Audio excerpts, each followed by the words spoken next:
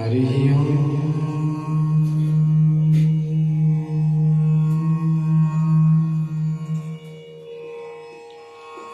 हरि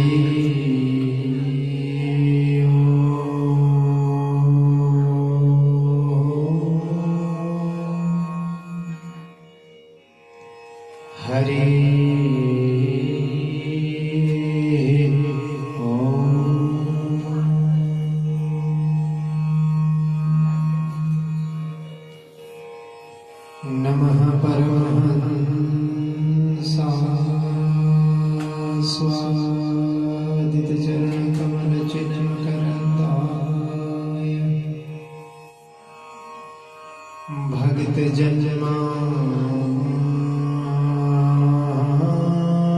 भक्तजनमानसनिवासाय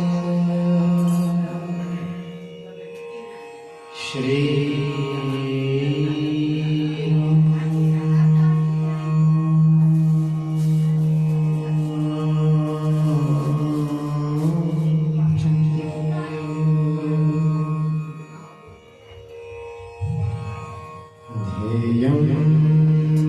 सदा परिभवघनमभीष्टदोहम् तीर्थास्पदं शिवविरञ्चिनुतं शरण्यम् भृत्यातिहन् प्रणतपालभवाधिपोतम् वन्दे महापुरुषते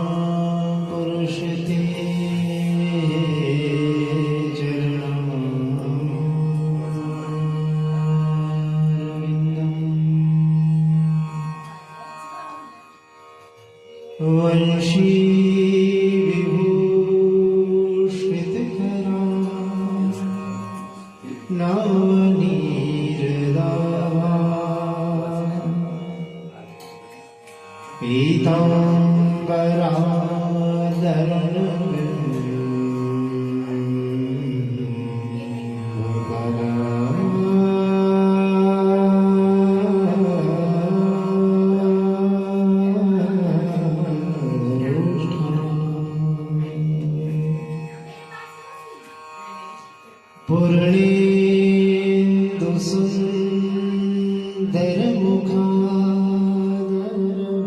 पूर्णेन्दुसुन्दरमुखादरविन्दनेत्रा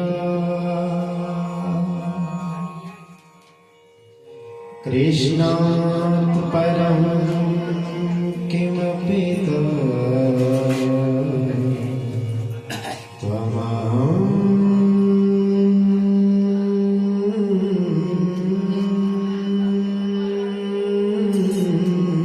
न जाने।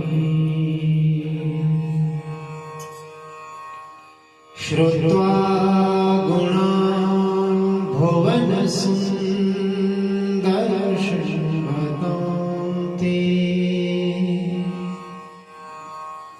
निर्विश्य करणविवरैः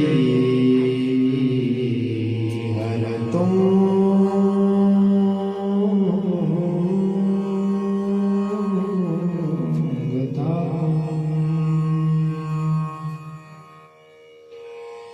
रूपं दृशां दृश्यतामखिलाखिलम्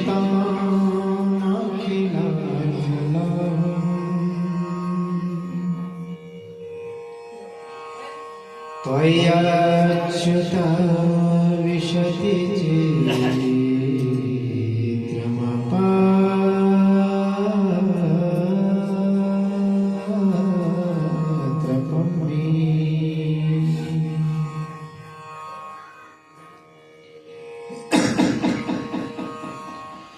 भगत भगति भगवन्त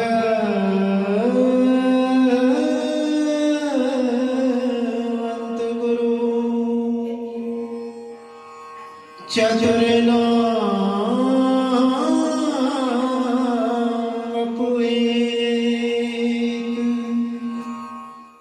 इनके पद वंदन करूं, नाशत विघ्न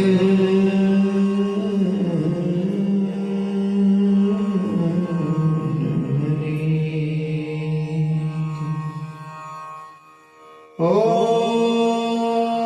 आइए हनुमंत जी विराजिए,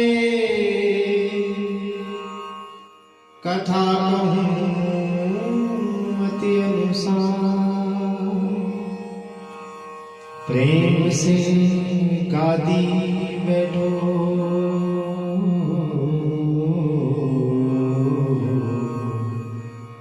आइए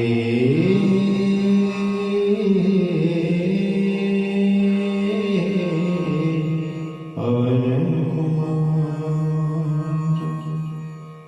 आइए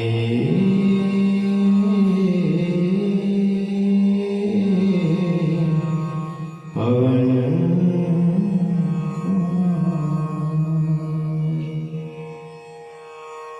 बोले हनुमान जी महाराज की, बोले वृंदावन बिहारी लाल की, बोले सतगुरुदेव भगवान की, श्रीमद्भागवत महापुराण की, बोले सच्चिदानंद भगवान की जय जय श्री राधेश्याम,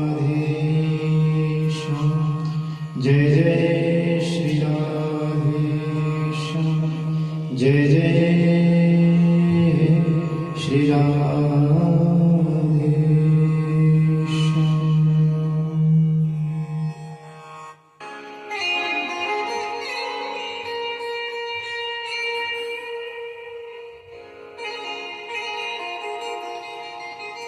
जीवन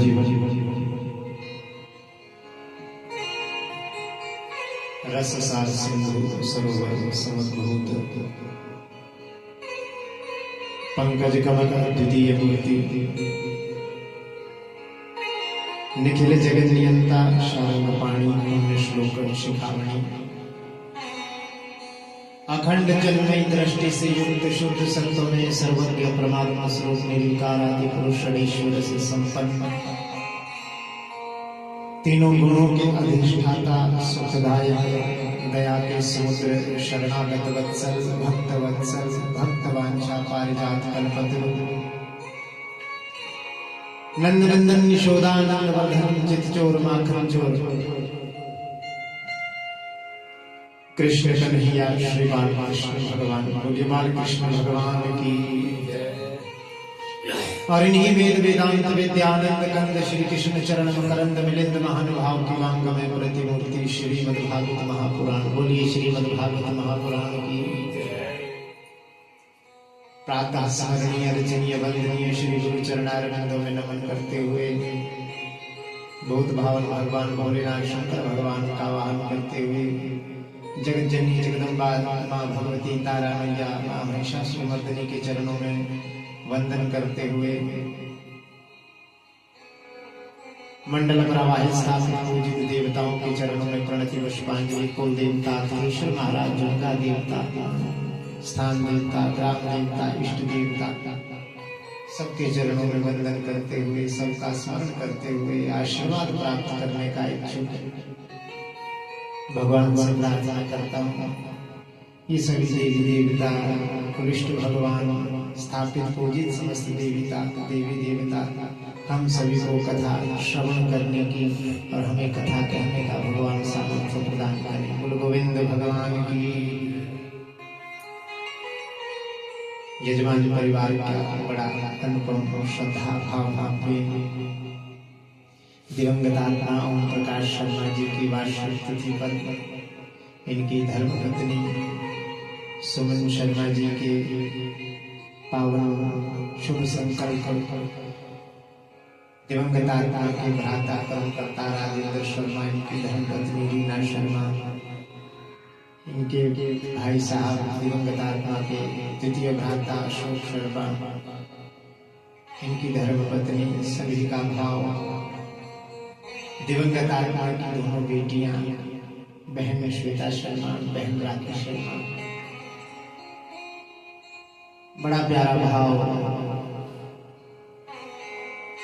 उस दिवंगत आत्मा को सदगति प्राप्त हो, मोक्ष प्राप्त हो, वो दिवंगत आत्मा भगवान विष्णु के चरणों में सानिध्य सारूप्य प्राप्त करे, इस भावना से अनुपम भागवत की अनुपम कथा में हम सभी अवगाहन कर रहे हैं। तो आइए, जो क्षण मात्र का कुछ समय हमें प्राप्त हुआ है, उसका संपूर्ण लाभ उठाते हैं। गुरु गोविंद भगवान की के भाग्योदय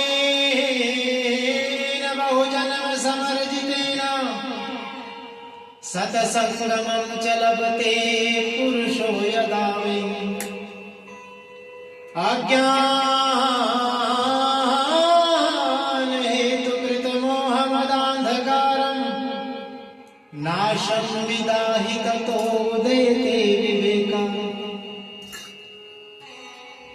एक जन्म का नहीं, जब अनंत जन्मों के पुण्य का उदय होता है तब जाकर कहीं हमें सत्संग प्राप्त होता है। सत्संग करने से ज्ञान के हेतुओं का नाश होता है, मोह का नाश, अंधकार का नाश, हृदय में विवेक पैदा होता है।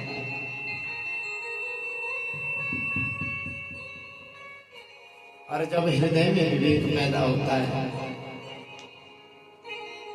और बड़े भाव की बात है, स्वामी तुलसी बाबा कह रहे कि होई विवेक मोह ब्रह्म भागा, तब रघुनाथ चरण अनुरागा, सखा परम परमार्थ एहु, मन क्रम वचन राम पद नेहु। जब विवेक पैदा होता है तो सभी मोह का नाश होकर रघुनाथ के चरणों में हमारी प्रीति हो पाती है। और जीव के लिए परम परमार्थ का साधन भी एक ही है, बोले क्या? मन क्रम वचन राम पद नेहु। मनसा अर्थात मन से, वाचा अर्थात वाणी से, कर्मणा अर्थात कर्म से। मन, वाणी और कर्म तीनों रूप से हम अपने आप को परमात्मा के चरणों में समर्पित कर देते हैं। लेकिन अगली पंक्ति में गोस्वामी तुलसी बाबा कह रहे हैं कि विवेक भी कैसे पैदा होगा? सत्संग से। बिनु सत्संग विवेक न होई, और राम कृपा बिनु सुलभ न सोई। सत्संगति मुद मंगल मूला, होई फल सिद्धि सब साधन फूला। बिना सत्संग के विवेक भी नहीं आ सकता। माता पिता ही बालक को बताते हैं बेटा क्या अच्छा है क्या बुरा है, और परम पिता का सत्संग ही हमें बताता है कि क्या अच्छा है क्या बुरा है।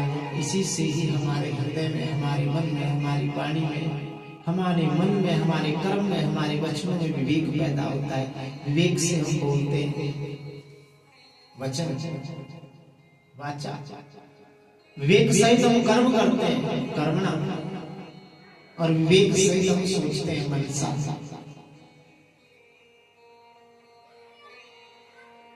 यदि जीवन में सभी साधनों को प्राप्त करना है तो सत्संगति मुद मंगल मूला।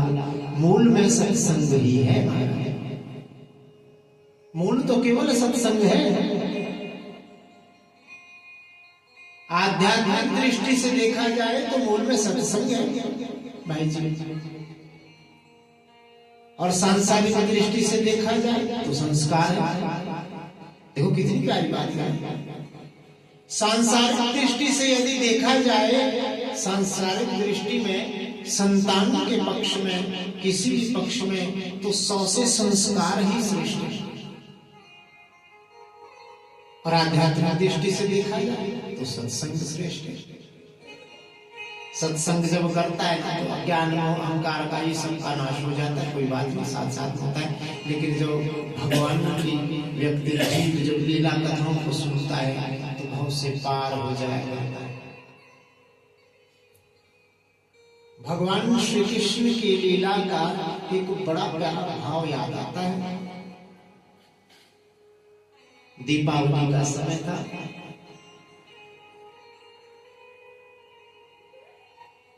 माता जमुना भोजन की व्यवस्था कर रही थी।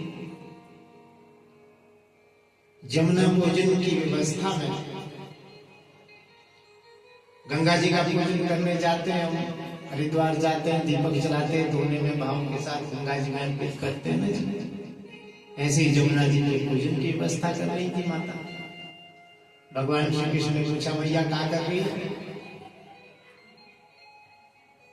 माँ यशोदा ने कहा, कुछ नहीं बेटा, मैं जमुना जी का पूजन की व्यवस्था कर रही हूँ। भगवान जिद करने लगे, मैं भी जाऊं। माँ यशोदा कहने लगी, नहीं बेटा, अभी तो छोटा है, इतनी कम आयु में गंगा जमुना जी के किनारे नहीं जाना।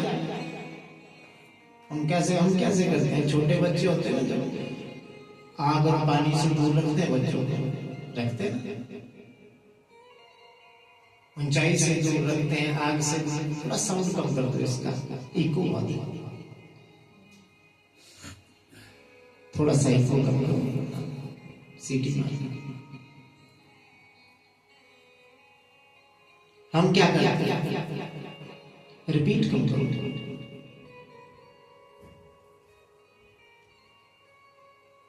जमुना जी के किनारे सत्संग के लिए चल पड़े, बस ठीक है।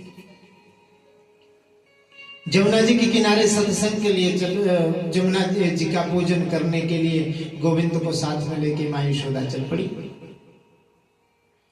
और जब पहुंचे तो सभी गोपियां, माँ यशोदा हाथ में दोना लेकर उसमें एक दीप जलाकर भाव के साथ जमुना जी का पूजन करने के पश्चात वो जलता हुआ दोना जमुना जी में बहाने लगी। बोले जमुना मैया की। जब बहाया तो भगवान श्री कृष्ण को कौतूहल सूझा, बड़ा प्यारा भाव है। भगवान ने सोचा कोई खेलने की चीज है, तो जमुना जी के पानी में उतर गए, जल में उतर गए। अब जैसे ही जल में उतरे तो भगवान तो अभी छोटे हैं ना जी, तो जो दोने उनसे दूर चले जाते, वो तो जमुना जी के जल में बहते चले जाते। लेकिन जो भगवान श्री कृष्ण के चरणों के पास आते, पैरों के पास आते, भगवान उन जलते हुए दीपकों को उठाकर जमुना जी के किनारे लगा देते। बोलो गोविंद भगवान की। क्या भाव है? संसार है एक नदिया, दुख सुख दो किनारे, ना जाने कहां जाए हम बहते धारे हैं।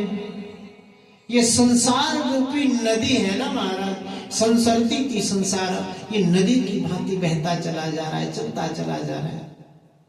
उस संसार रूपी जमुना नदी में ये जो दीपक है ना महाराज, ये दोने, ये हम सब जीव भी साथ में बहते चले जा रहे हैं। अगर सुख से दुख से पार होना है, किनारे लगना है, तो आश्रय है गोविंद के चरण। जिन्होंने ठाकुर जी के चरणों का आश्रय ले लिया, गोविंद उन्हें अपने हाथों से, उन भक्तों को इस सुख दुख संसार रूपी नदी से किनारे लगा देते हैं। और जो भगवान के चरणों का आश्रय नहीं लेते, वो इस संसार में बहते चले जाते हैं, बहते चले जाते हैं, बहते ही चले जाते हैं। बोलो गोविंद भगवान की। इसीलिए हम कहते हैं, ये हमारा क्या भाव रहता है, हम लोग क्या सोचते हैं कि भैया हमें तो सुख संसार में ही प्राप्त होगा। बात सही है, सांसारिक सुखों को प्राप्त करना है तो संसार सबसे अच्छा साधन है, कोई बुरी बात नहीं है। हमारा अधिकार भी है कि हमें सांसारिक सुख भी प्राप्त हो, लेकिन उसके साथ साथ हमारा विवेक इतना प्रबल हो कि हमें आध्यात्मिक सुख भी प्राप्त हो। इसीलिए बंधु हम कहते हैं कि कथा सुनो तो परीक्षित की तरह सुनना, जो 7 दिन तक अपने आसन से हिले ही नहीं पा रहा है। कीर्तन करना हो तो प्रहलाद और मीरा की तरह करना, जिन्होंने लज्जा को त्याग कर, हया को त्याग कर सबको अपने साथ मिला लिया। सेवा करनी हो तो विदुर पत्नी की तरह करो। भाव इतना प्रबल हो गया, भगवान को केले के छिलके खिला रही है माला, केले फेंकते चले जा रही है। भगवान का दास्य भाव से सेवा करनी हो तो हनुमान जी की भांति करो, जिन्होंने सब कुछ राम जी का ही बताया, अपना कुछ नहीं, सब राम का महाराज। और प्रेम करना हो, भगवान से प्रेम भी होता है ना। और अगर प्रेम करना है तो प्रेम तो महाराज गोपियों के सिवा कोई कर नहीं सकता। भुवन जी हैं, गोपियां हैं महाराज, प्रेम की साक्षात मूर्ति, जिन्होंने अपनी काम की भावना को मोड़कर भगवान से मोड़ लिया। महाराज कैसी भावना रही होगी, इतना प्रेम प्रबल है। बड़ी प्यारी लीला भगवान की ठाकुर जी की याद आ रही है। एक बेचारी गोपी जमुना जी के किनारे जल के लिए पहुंची है। वो जमुना जी के किनारे पहुंची है, जमुना जी के किनारे पहुंचकर जमुना जी के जल से अपनी आंखें धो रही है। बहुत देर हो गई उसे आंखें धोते धोते। नारद जी का आगमन हुआ। नारद जी ने देखा, अरे गोपी बहुत देर होगी, क्या कर रही है, ये आंखें क्यों अपनी जल से धो रही है बार बार। गोपी कहने लगी, हे नारद जी महाराज, मैं आपको अपनी दुर्दशा क्या बताऊं। मैं घर में भोजन करने बनाने बैठती हूँ, चूल्हा जलाती हूँ, उतनी देर में ये नंद का लाला, ये कृष्ण बंसी बजाता है, अग्नि अपना धर्म छोड़ देती है, जल की तरह बहने शुरू कर देती है। मैं जल लेकर अपने बालों को स्नान करने के लिए ले जाती हूँ, ये कृष्ण बंसी बजाता है, जल ठोस हो जाता है। मैं गाय धोने जाती हूँ, गौ धोने जाती हूँ, गौ सेवा करने जाती हूँ, उतनी देर में ये बंसी बजाता है। वो पात्र ले जाकर गौ के नीचे रखना भूल जाती हूँ, सारे का सारा दूध धरती पर धो देती हूँ। मेरी सास आती है, मुझे डांटती है, अरे पगला गई है क्या। मैं ये चाहती हूँ, कण कण में, क्षण क्षण में मुझे कृष्ण दिख रहा है। इन सब बातों की जड़ कृष्ण है। मैं सोचती हूँ कि मेरे मन से, मेरी आंखों से कृष्ण चला जाए। बोलो गोविंद भगवान की, ये कृष्ण चला जाए। हम क्या सोचते हैं, कृष्ण आए तो सही।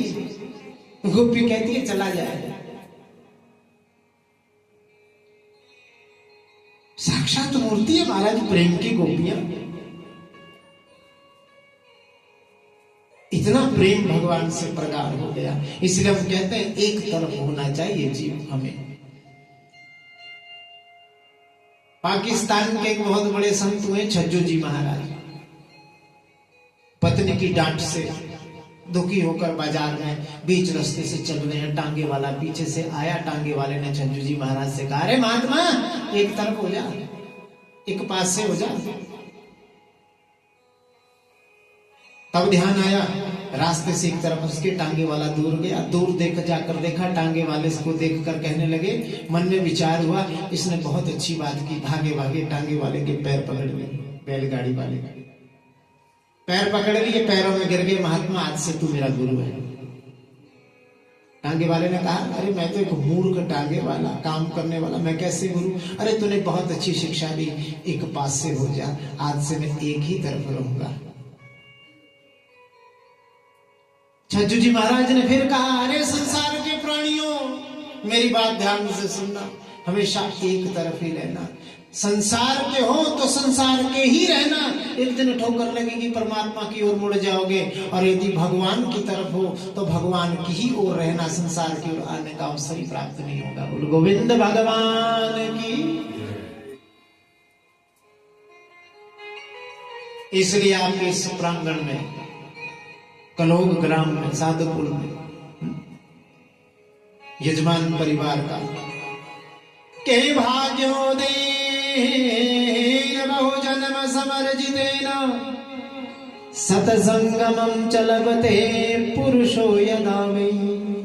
यजमान परिवार का आप सभी का बड़ा भाग्य उदय हुआ है, जो भागवत भगवान का श्री विग्रह साक्षात वांग्मय स्वरूप आपके इस आंगन में प्राण प्रतिष्ठित है। इसीलिए हम कहते हैं कि भगवान की कथाओं को, इस सत्संग की भावना को जीवन में उतारने का प्रयास किया करें। नैमिषारण्य के परम पावन तीर्थ पर शौनकादि 88,000 ऋषियों को श्रीमद् भागवत महापुराण की परम पावनी कथा का अनुपम अवगाहन, कथा गंगा का रस स्वादन रसपान करवा रहे हैं। यही कथा सनकादि ऋषि नारद जी महाराज और भक्ति महारानी के कष्ट को दूर करने के लिए ज्ञान वैराग्य को पुनः युवावस्था प्रदान करने के लिए ये परम पावनी भागवत की कथा सुना रहे हैं। कल नारद जी ने प्रश्न किया था कि सप्ताह यज्ञेन कथामयेन के विशुद्धयन्ति वदतु मह्यम्, कि सप्ताह की इस कथा को श्रवण करके कौन कौन शुद्ध होते हैं, कैसे कैसे पापियों को मुक्ति मिलती। मैंने कल बताया ना। तो सनकादि ऋषि कहते हैं महाराज कि हे नारद जी महाराज, तुंगभद्रा तटे पूर्वं भूतपतनं ममोत्तमं यत्र वर्णा स्वधर्मेण सत्य सत्कर्म तत्परा। तुंगभद्रा नदी के तट पर एक बहुत ही प्यारा उत्तम नाम का नगर था। उस उत्तम नगर में एक बड़े ही, जहां पर अपने धर्म के अनुसार सभी वर्णों के लोग रहा करते थे, वहां पर एक ब्राह्मण देवता रहते थे जिनका नाम था आत्मदेव शर्मा। बड़े विद्वान थे। लिखा है भागवत में, श्रौत स्मार्तेषु निष्णान्तो द्वितीय इव भास्कर। श्रुति स्मृति वेद और पुराणों के परम वक्ता थे, प्रकांड वक्ता थे महाराज, निष्णांत थे। इतने महाराज बहुत विद्वान थे। उनकी पत्नी थी जिनका नाम था धुंधुली देवी। बड़ी सुंदर थी, कुलीन थी, अच्छे कुल से थी, सुंदर भी थी देखने में। लेकिन एक कमी थी। बोले क्या? सनकादि ऋषि कहते हैं, सूत जी महाराज कहते हैं के लोक वार्ता रता क्रूरा प्रायशो जल्पिका। जब तक इधर की बात उधर नहीं कर देती, उधर की बात इधर नहीं कर देती, जब तक एक दूसरे से महाराज खटपट किसी की करवा नहीं देती, तब तक इसका रोटी नहीं बचती, इसकी खाना नहीं बचता। और क्या था? शूरा च गृह कृत्येषु, घर के काम करने में बिल्कुल प्रगाढ़ थी, अच्छे तरीके से घर का कार्य करती थी, निष्णांत थी कार्य करने में। लेकिन कृपण स्वभाव था, स्वभाव बहुत कृपण था। अपने पति को भी डांटती थी। आत्मदेव जी महाराज परेशान रहते थे, कलह प्रिया थी, लड़ाई करने में बहुत अच्छा लगता था, ऐसा स्वभाव था। और हम तो ये कहते हैं भैया, ऐसी विशेषता जो धुंधली देवी की है ना जी, ये विशेषता बहुत कम माताओं बहनों में होती है। बोलो गोविंद भगवान की। विशेष परमात्मा की कृपा चाहिए तब जाकर कहीं ये स्वभाव प्राप्त होता है, ये गुण प्राप्त होता है। अरे ये गुण क्या है? ये है बनावटी प्रेम। बनावटी प्रेम। शास्त्र कहता है कि परमात्मा को बनावटी प्रेम अच्छा नहीं लगता। भगवान को कैसा स्वभाव अच्छा लगता है कि निर्मल मन जन सो मोहि पावा, मोहि कपट छल छिद्र न भावा। जितने जी मुस्कुरा देते हैं आप मुझे देखकर, क्या बात। आपके पुरोहित बहुत अच्छे महाराज,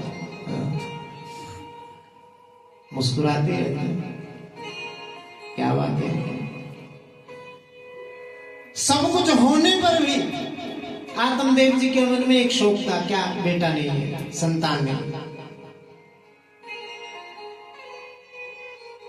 सबसे बड़ा शोक है पुत्र शोकम महाकष्टम। मन बड़ा दुखी था। दुखी होकर एक दिन वन में चले गए, एक वृक्ष के नीचे पहुंचे, कुएं में जल पिया, वहीं पर बैठकर रोने लगे। जब रोने लगे, हिलकियों से जब रोने लगे, तो उसी समय एक महात्मा का आगमन हो गया। महात्मा ने दूर से देखा कि कौन हो भाई? ये तो कोई ब्राह्मण मालूम पड़ते, कोई पंडित जी। पास जाकर देखा तो माथे पर ब्रह्म तेज झलक रहा है, लेकिन आंखों से अश्रुपात हो रहे हैं। बाबा जी ने पूछा, महात्मा क्या बात है, पंडित जी क्यों रो रहे? आत्मदेव जी के मन में बड़ा प्रेम उत्पन्न हुआ, क्योंकि शास्त्रों के जानने वाले हैं ना, तो संतों का दर्शन बड़े भाग्य से होता है। तो ये सोचकर हाथ जोड़ लिए, महात्मा के चरणों में गिर के प्रणाम किया। प्रणाम कर कहा, महाराज मैं बड़ा भाग्यहीन ब्राह्मण हूं। मनोज भाई जी, आत्मदेव जी कह रहे हैं कि मैं बहुत भाग्यहीन ब्राह्मण हूं। मेरे जो पितर हैं वो चिंता युक्त होकर नित्य आंसू पीते हैं। मेरे हाथ से दिया हुआ दान ब्राह्मण भी नहीं लेता, ग्रहण नहीं करता। मेरे घर में कोई संतान नहीं है। संतान ना होने के कारण सुबह सुबह जब मैं सोकर उठता हूं तो लोग कहते हैं कि इसका मुख देख दिया, आज का दिन अपशगुन भरा होगा। इसका मुख देख लिया आज तो अपशगुन मानते मेरा मुख देखना। संतानहीन का मुख देखकर आज सब कुछ बुरा हो जाएगा। लोग ये करके ये समझकर दरवाजे बंद कर लेते हैं। महात्मा जी घर में धन भी है, धान्य भी है, सब कुछ है, पर कोई खाने वाला नहीं है। बनाने वाले तो हैं पर खाने वाला कोई नहीं। महाराज बोलो गोविंद भगवान की। संतानहीन जीवन से क्या लाभ महात्मा जी? आत्मादेव ने कहा, आत्मदेव जी महाराज ने कहा कि आप परोपकारी हैं। परोपकार की भावना आपके मन में सदा रहती है, इसलिए आप मुझे आशीर्वाद दें ताकि मुझे बेटा प्राप्त हो जाए, मुझे कोई संतान प्राप्त हो। महाराज मैं कोई गाय पालता हूं ना, गाय घर में, वो भी बंधिया हो जाती है, वो भी बंधिया हो जाती है। घर में लगाया हुआ कोई पुष्प, यदि मैं कोई फूल कोई पुष्प का बूटा लगाता हूं वो भी सूख जाता है। हाथ में रखा फल भी सूख जाता है। तुलसी का बूटा भी कभी हरा नहीं हो पाता। तो जोर जोर से रोने लगा। जोर जोर से रोते रोते महात्मा से कहा कि मुझे संतान प्राप्त होने का आशीर्वाद दो। महात्मा ने माथा देखा, ललाट की, आत्मदेव जी महाराज की ललाट की रेखाएं पढ़ने का प्रयास किया और पढ़कर बोले कि हे आत्मदेव, केमुंच ज्ञानम प्रजारूपम बलिष्ठा कर्मणो गति विवेकम तु समासाद्य त्यज संसार वासना। मुंच अज्ञानम, हे आत्मदेव महाराज इतने बड़े विद्वान हैं आप, आपके माथे पर ब्रह्म तेज झलक रहा है। आपको देखकर लगता है कि वेद वेदांतों के आप ज्ञाता हैं और ये अज्ञान भरी बात कर रहे हो। मुंच अज्ञानम, इस अज्ञान को छोड़ो। बलिष्ठा कर्मणो गति, कर्म की गति बड़ी बलवान है महाराज। हृदय में विवेक पैदा करो। आप सब कुछ जानते हैं, वेद वेदांत आपको कंठस्थ होगा, लेकिन विवेक की कमी है। विवेक को अपने हृदय में जागृत करो, विवेक को पैदा कर। तेज संसार वासन, संसार की वासना का त्याग करके जहां निकले हो ना, घर को छोड़कर वहीं चले जाओ। वास्तविक सुख तो संसार को त्याग कर है। सन्यासी ने कहा ये पुत्र मोह छोड़ दो। पुत्र की क्या गारंटी है? पुत्र यदि कुपुत्र निकला तो जीवन तेरा नरक बन जाएगा। महात्मा ने समझाया पहले आत्मदेव को कि यदि तेरा बेटा कुपुत्र निकला तो तेरा जीवन नरक कर देगा। और पुत्र धन मांगता है।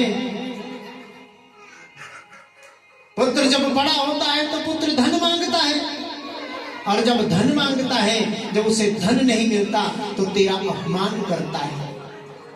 यही बात है ना। बेटा जब बड़ा हो जाता है, बड़े होकर पिताजी से धन मांगता है। आजकल की बात कर रहा हूं मैं। बेटा धन मांगता है, पिता जब धन नहीं दे पाता तो अपने पिता से कहता है क्या कि पिताजी धन नहीं दे सकते तो पैदा क्यों किया था? बोलो गोविंद भगवान की। पैदा क्यों किया था?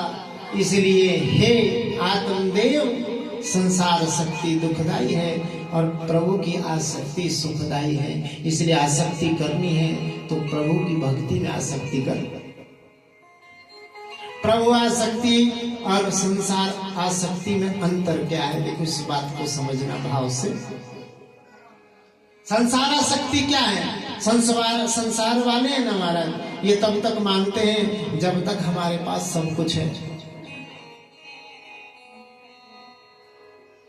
जब हमारे पास धन होगा ना, जब हमारे पास सुख संपत्ति सब कुछ होगा है, भगवान से मांगते भी तो हैं हम, सुख संपत्ति घर आवे। जब सुख और संपत्ति घर में आती है, धन आता है, वैभव आता है। वास्तव में आज के परिवेश की बात कर रहा हूं मैं। जब हमारे पास धन होता है ना, धन वैभव होगा, अच्छी गाड़ी होगी, बड़ी गाड़ी होगी, बड़ा सा घर होगा, तो समाज में किसी पंची में बोलते ना इसको, आज पंची, समाज में उस पंची में महाराज जिसके पास धन है उसी की ही बात का महत्व होगा। चाहे आपने 6 शास्त्र क्यों नहीं पढ़ रखे, उसी की बात का महत्व होगा। आपकी बात का कोई महत्व नहीं अगर आपके पास धन नहीं, पैसा नहीं। और जिस दिन हमारे पास धन समाप्त हो जाएगा, वैभव समाप्त हो जाएगा, हम सड़क पे आ जाएंगे, तो लोग आपको किस दृष्टि से देखेंगे? ये नहीं कहेंगे कि बेचारा इसके पास बहुत पैसा था, बहुत गरीब हो गया, ये नहीं कहेंगे। लोग ये कहेंगे जब पैसा था बहुत उछलता, लोग ऐसा कहेंगे। इसीलिए आत्मदेव संसार आसक्ति में, संसार वाले तभी तक आपके साथ होंगे जब तक आपके पास धन है, जब तक आपके पास वैभव है। और प्रभु आसक्ति का क्या बात है, प्रभु तब मानते हैं जब हमारे पास कुछ नहीं रहता महाराज। बोल गोविंद भगवान की। भगवान को छोड़कर जो बेटा बेटी में आसक्त रहता है आत्मदेव, उसे अंत में अपमानित होना पड़ता है।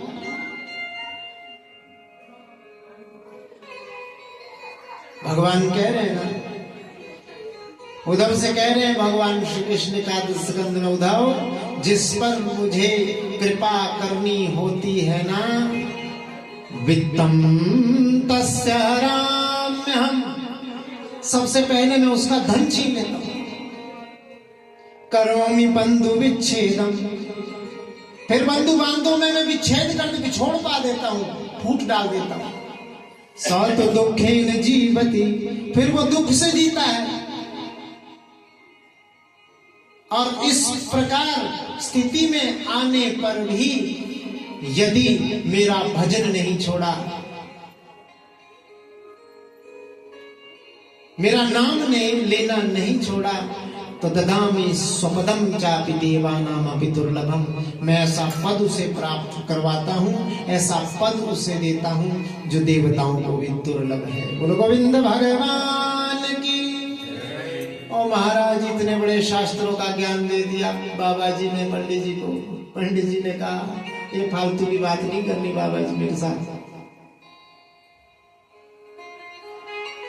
विवेकेन भवेत किम में पुत्रम देहि पलादपि, विवेक से क्या होगा महाराज, मेरे को तो बेटा दो बस, जैसे भी दो बस दो, मुझे आपसे बेटा चाहिए।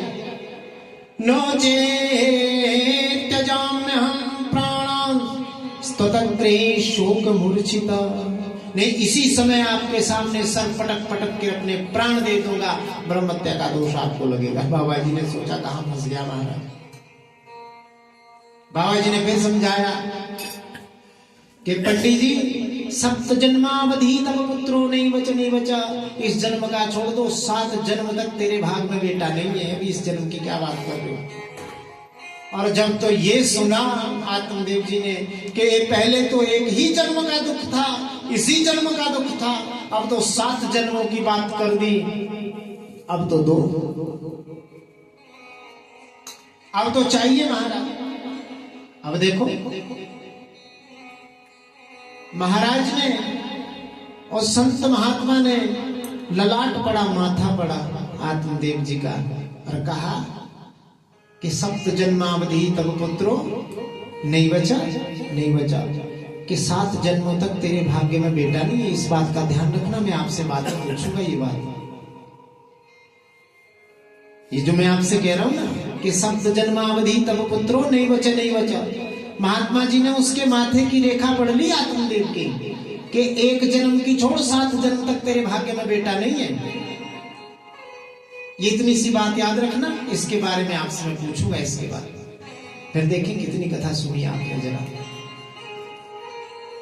कहने का तात्पर्य क्या है? तात्पर्य यही है कि हमारे माथे पर सब कुछ लिखो है महाराज, पढ़ने वाला चाहिए। जब रावण, बड़े विद्वान है महाराज रावण जी, महाराज क्या बात है, भगवान को प्रसन्न करने के लिए यज्ञ कर रहे हैं और अपने सिर काट काट के अग्नि में स्वाहा कर रहे हैं। रावण जी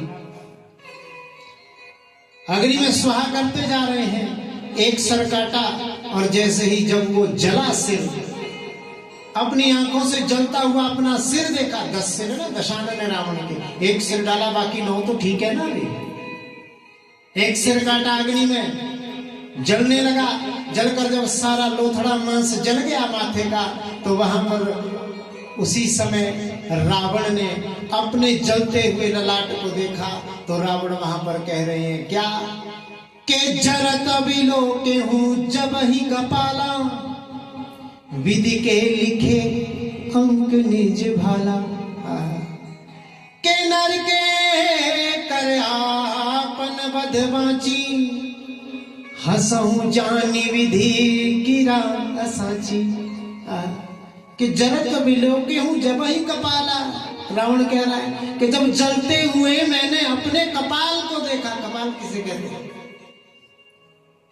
कपाल क्रिया होती ना, ये देखा माथा जल के विधि के लिखे अंक निज भाला।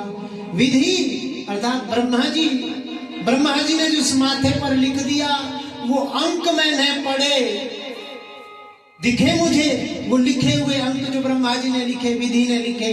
क्या लिखा था? के नर के कर आपन वध बाची। मैंने देखा कि ब्रह्मा जी ने लिखा है मेरे कपाल के ऊपर कि नर के कर आपन वध, एक साधारण मनुष्य के हाथों से मेरा वध होगा। बांचा, मैंने पढ़ा, बांचा कहते ना कुछ, ये चिट्ठी बांच लो,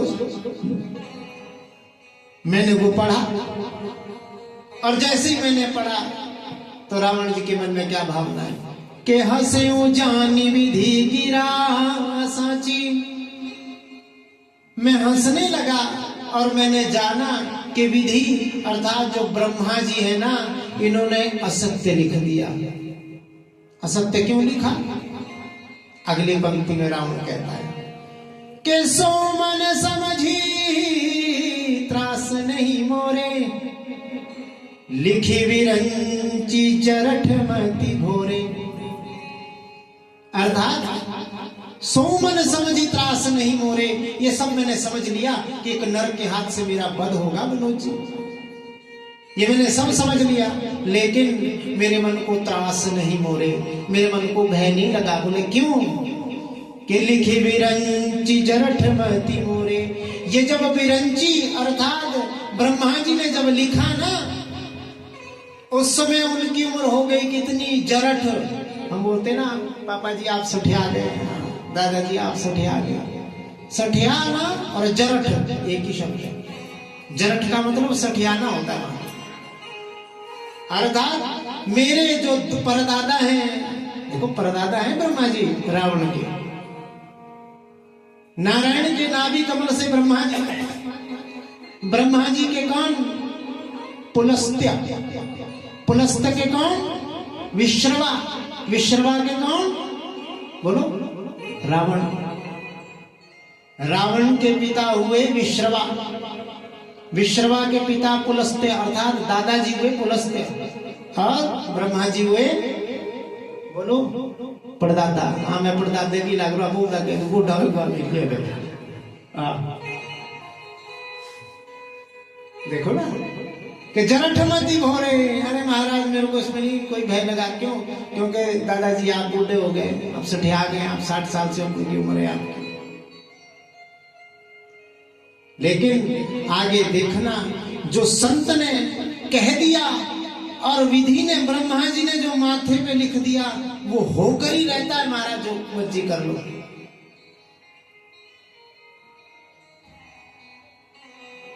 होए सोई जो राम रचि राखा, को करी तर्क बड़ा वैसा का। होता वही है जो राम जी ने रच दियो महाराज, हम जैसा मर्जी तर्क कर ले। इसलिए हे आत्मदेव पंडित जी, मुंच ज्ञानम प्रजा रूपम बलिष्ठा कर्मणो गति। कर्म की गति बड़ी बलिष्ठ है, इस अज्ञान को छोड़ दो, तेरे भाग में इस जन्म में छोड़ 7 जन्म तक बेटा नहीं है। 7 जन्म में तेरे भाग में बेटा नहीं है। मनोज भाई जी आपको सुना रहा हूं मैं कथा।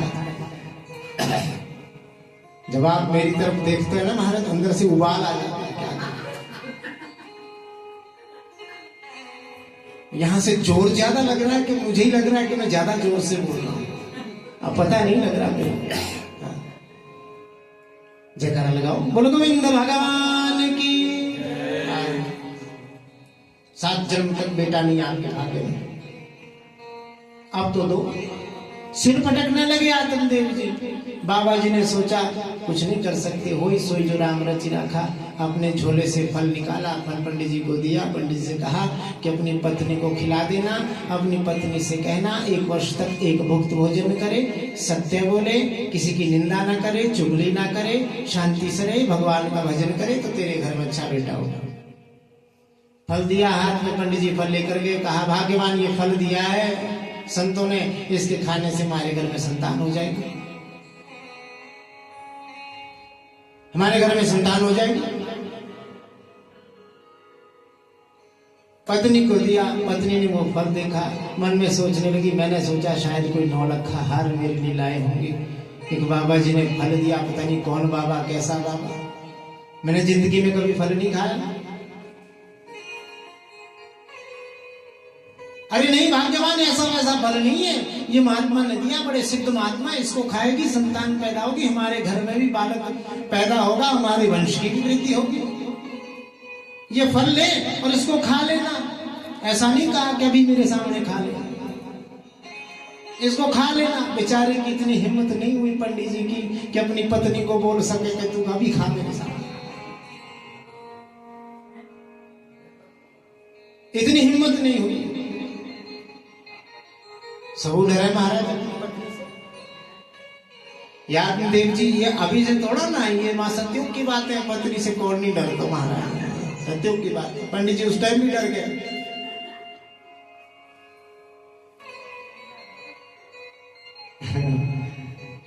गोस्वामी जी की भावना बड़ी प्यारी याद आ रही है। ना चाहिए नट मरकट की नहीं, सब नर काम लोभ रत क्रोधी।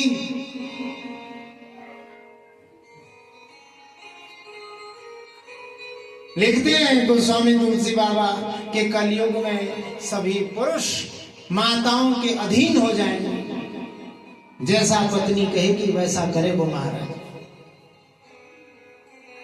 बुरी बात में कुछ नहीं है। सच्चरित्र पत्नी हो मनोज भाई जी,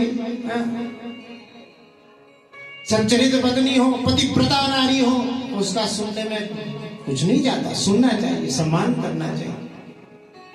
वैसे भी मार्कंडेय भगवान ने तो कह दिया के विद्या समस्ता स्तव देवी भेदा, स्त्रिया समस्ता सकला जगत्सु।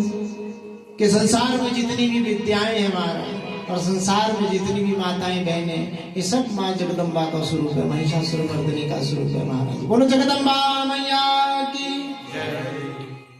लेकिन कलयुग में ऐसा समय आ जाएगा आत्मदेव पंडित जी के नारी विवश नर सकल गोसाई, ना चही नटमर कट की नाई। बंदर अब तो शायद तो सरकार ने बंद कर दिए वो खेल। पहले क्या करते थे, मदारी क्या करता था, बंदर को पकड़ता था। कैसे? एक घड़ा बनावे सुराही की तरह, उसमें चने भर देता है, उसका मुख इतना पतला होता है, बिल्कुल पतला, जिसमें बंदर का हाथ चला जाए। बंदर ऊपर से उसमें देखता है नीचे को, इसमें कुछ रखा है, जो उसको दिखता है कि इसमें चने हैं। वो घड़ा ऐसी जगह में लगाया होता है बिल्कुल पक्का, ताकि हिल ना सके। वो बंदर बेचारा उसमें हाथ डाले महाराज, हाथ डालता है, चने पकड़ता है। अब जैसे ही चने पकड़ता है वैसे मुट्ठी बंद हो जाती है। अब उसे निकालता है हाथ को, हाथ निकलता ही नहीं बाहर, क्योंकि हाथों में चने हैं, चना मुट्ठी में।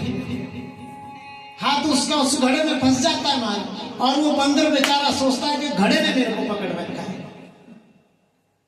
मदारी आता है, उसको पकड़ता है बंदर को, फिर उसे डंडे से मारता है, फिर उसको सिखाता है। फिर वो कहता है, जब वो सीख जाता है बंदर, तो बंदर से क्या कहता है मदारी, ससुराल जाएगा? तो बंदर तो बेचारा अपने कांधे पर ऐसे डंडा रखता है, दो टांगों से भागता है। मदारी जैसा बंदर से कहता है, बंदर बेचारा वैसा ही करता है। ऐसे ही गोस्वामी तुलसी बाबा कहते हैं कि कलयुग में ऐसा ही होगा। नारी भी बस नर सकल गोसाई, नाचही नट मरकट की नाई। इतना अधीन हो जाएगा, इतना अधीन हो जाएगा कि नट मरकट अर्थात मदारी और बंदर के खेल की तरह। पत्नी कहेगी आज ससुराल जानो है महाराज, मना नहीं कर पाएगा, चाहे उसे 100 काम छोड़ने पड़े।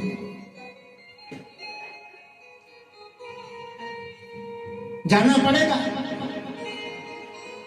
100 काम छोड़कर जाएगा। पत्नी कहेगी सासू ससुर के साथ नहीं रहना, क्वार्टर में रहना। चल पड़ेगा महाराज, मना ही नहीं कर सके, कैसे करेगा मना? मार थोड़े ना खाएंगे।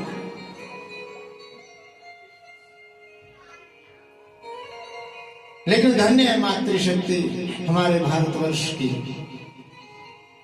कहीं कहीं थोड़ा थोड़ा विक्षोभ हो रहा है, लेकिन सब जगह नहीं है, हर जगह नहीं है। लेकिन धन्य है भारत की माताएं बहनें, जिन्होंने अपने गर्भ में भक्तों को और भगवान को धारण कर रखा है। बोले जगदम्बा मैया की। ऐसे संस्कार हमारे भारतवर्ष में नहीं है। ऐसे आदमी देव पंडित जी बेचारे नहीं बोल सके खा ले, हाँ मैं खा लूंगी। फल को लेकर चली गई अंदर, पंडित जी भी चले गए अपने सत्यनारायण की कथा करने। बोलो गोविंद भगवान की। उतनी देर में एक सहेली आई, सहेली से कहा देख मेरा पति एक कोई फल लेकर आया, ये फल खाऊं कि ना खाऊं? सहेली ने कहा खा ले, संतों का आशीर्वाद बड़े भाग्य से मिलता है, खा लेगी तो तेरा भाग्य उजागर होगा, तेरे भी घर में बेटा पैदा होगा। अच्छा खा ले तू। अब जैसे फल उठाया फिर नीचे रखा, अपनी सहेली से कहने लगी अरे प्रिय, होता है ना गांव में माताओं बहनों की कोई पक्की सहेली होती है। सहेली से कहने लगी क्या? अरे बहन मैंने सुना है क्या के फल भक्षेण गर्भस्यात् गर्भेणोदर वृद्धिता। यदि मैंने फल खा लिया, मान लो मेरे गर्भ रह गया, मेरा तो पेट बढ़ जाएगा। पेट बढ़ जाएगा तो क्या होगा? स्वल्प भक्षो ततो अशक्ति, मुझसे खाया नहीं जाएगा, मैं थोड़ा ही खा पाऊंगी। गृह कार्यम कथम भवे, फिर घर का काम कैसे होगा? मैं घर का काम नहीं कर पाऊंगी। गर्भवती होगी, पेट मेरा बढ़ गया, गांव में डाकुओं का हमला हो गया, सब भाग जाएंगे, मैं तो भाग ही नहीं पाऊंगा। सुखदेव की तरह कहीं 12 साल तक पेट में ही रह गया तो मेरा तो हो गया कल्याण। आई बहन मैंने सुना है प्रसव के समय कई बार बच्चा टेढ़ा भी हो जाता है, मेरा भी बच्चा कहीं टेढ़ा हो गया तो मेरा तो राम नाम सत्य हो जाएगा। दुर्बल हो जाऊंगी, कमजोर हो जाऊंगी, घर में नंदरानी आ जाएगी। महाराज बोलो गोविंद भगवान की। नंदा ये लिखा बात में, ननद नहीं लिखा वहां पर लिखा क्या? नंदा। भाई जी ना आंदा आनंद, जिसके आने से आनंद ना हुआ महाराज बोलो गोविंद भगवान की। ऐसा नहीं है, बोले तो अपना एक भाव है। ननद मेरे घर में आ गई तो मैं तो बिस्तर पे लेटी रहूंगी, घर में जो सारा जेवर होगा मेरी ननद लेके भाग जाएगी। हाँ, लिखा है इसमें, अपनी तरफ से नहीं कह रहा, इसमें लिखा है। लालने पालने दुखम, लालन में पालन में कष्ट होता है, इसलिए बहन मेरे विचार से जो बांझ हैं और जो विधवाएं हैं वही संसार में सुखी है। महाराज ये कौन कह रही है? बोलो। धुंधुली। कौन कह रही है? धुंधुली। इसलिए महाराज शास्त्र में मनोज भाई जी सभी बातें ग्रहण करने योग्य नहीं होती, इस पे विचार करना पड़ता है कि कौन कह रहा है और किस परिस्थिति में कह रहा है। प्रमाण भगवान की बात का है हमारा शास्त्र में भी। शास्त्र में जो बात किसी प्रमाणिक ऋषि ने कह रखी है या किसी भगवान की वाणी ने जो प्रमाण दे रखा है, वास्तव में वही शास्त्र का प्रमाण है। ये धुंधुली कह रही है, ये बात क्या प्रमाणिक है? बोलो। क्या कोई माता बहनें चाहती कि मेरे घर में बेटा ना हो, संतान ना हो? कोई नहीं चाहता, सब चाहते हैं। लेकिन ये बात क्या धुंधुली कह रही? सहेली ने कहा तुझे खाना है खा, नहीं मेरा दिमाग खराब मत कर, मैं चली। वो बेचारी वहां से चली गई। उतनी देर में इसकी बहन आ गई, सारी बात बहन को कह सुनाई। बहन ने भी कह दिया ऐसा कर, मेरे भी गर्भ है 6 महीने का, मेरा पति बहुत लालची, तो अपने घर में नाटक करके ढोंग करके रहना, ढोंग करना, पेट बढ़ा लेना, अपने पति से कहना कि मैं गर्भवती हो गई हूँ और जब मेरे बालक हो जाएगा तो वो कुछ पैसे धन देकर मेरे पति को धन दे देना, बालक ले लेना, मेरा बालक तुझे वो दे देगा क्योंकि मेरा पति पैसे का लालची है। वैसे ही मेरे घर में 7 संतानें हैं और भगवान की कृपा से 8वीं गर्भ में है। महाराज बोलो गोविंद भगवान की। तो ऐसा कर, ये जो फल दिया है ना, ये फल गाय को खिला दे, थोड़ा सा बल की भी परीक्षा हो जाएगी। इस प्रकार से उस धुंधली ने भी कुतर्क किए और अपनी बहन के मत में आ गई, अपनी बहन की बातों में आ गई। ऋषि का वो प्रसाद, ऋषि का वो आशीर्वाद गौ को खिला दिया। समय आया, धुंधली की बहन के बेटा हुआ, कुछ धन देकर उसने वो बालक ले लिया। अपने घर में ये नाटक करके रहती थी। पहले साड़ी बांधी महाराज, पहले कपड़ा बांधा, फिर साड़ी बांधी, फिर कड़ाही बांधी महाराज। और जब बालक हो गया, उस बालक को लेकर आई, अपने पति से कहने लगी पतिदेव 6 महीने पहले मेरी बहन की संतान हुई थी, वो पैदा होते ही मर गई थी, मेरे स्तनों में दूध नहीं है, इस बालक का पालन पोषण कैसे होगा? मैं चाहती हूँ कि हमारी बहन यहाँ आ जाए और वो इसे अपने स्तनों का दूध पिलाए ताकि हमारे बालक का पालन पोषण हो सके। आत्मदेव जी बड़े प्रसन्न हुए कि मेरे घर में संतान हुई है। गांव में जाकर खूब लोगों से बातें करने लगे। लोग भी कहने लगे देखो इस आत्मदेव के घर में कितनी खुशी की बात हुई है, एक बेटा हुआ है, इसकी खुशी का ठिकाना नहीं है, भगवान इसे खूब आशीर्वाद दे। इस प्रकार से लोग कहने लगे। बड़ी कृपा हुई। 3 महीने बाद जो फल दिया था गाय के भी एक बच्चा हो गया महाराज, गाय के भी एक बालक हुआ। और वो बालक कैसा?